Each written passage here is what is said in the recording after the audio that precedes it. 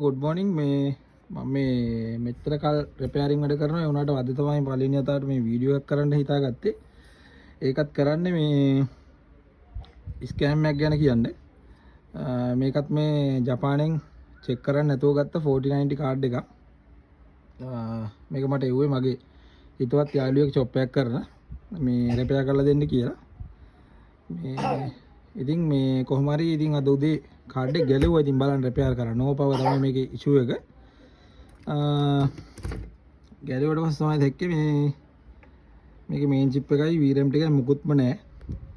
ඉතින් ඔයාලට කියන්න තියෙන්නේ ජපානයෙන් තමයි මේක ගෙන්නලා තිබ්බේ. මේක බොක්ස් පිටින්ම සීල් පැක්.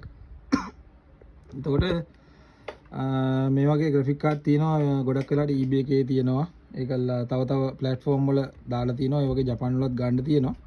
ඉතින් කියන්න තියෙන්නේ මේ ඒ වගේ චෙක් කරන්න නැතුව නම් ගන්න යන්න එපා කිසිම දෙයක්. මේකත් අරන් තියෙන්නේ සාමාන්‍ය රුපියල් 50000කට වගේ කිට් වෙන ගානකට 50000කට 60000කට වගේ අරන් තියෙන්නේ.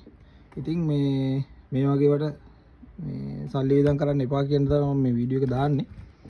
මේ ඉතින් මේක හදන්න විදියකුත් නැහැ. මේකේ ග්‍රැෆික් චිප් එකකුත් නැහැ, VRAM ටිකක් නැහැ.